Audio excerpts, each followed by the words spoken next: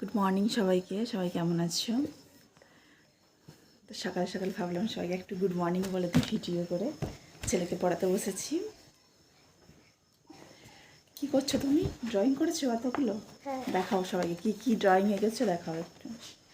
প্রথম থেকে দেখাবে? কি আছে ফার্স্টে দেখি। এই যে বোর্ডটা কত সুন্দর রেখেছে, দেখেছো? ওটা সেরার থেকেও গাদা বড়। হ্যাঁ ওটা সেরার থেকেও গাদা বড়। হ্যাঁ। আর কি কি এঁকেছো দেখি।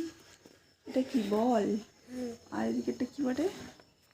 গাজর, ক্যারট, ক্যাপ একটা, ঘুড়ি একটা,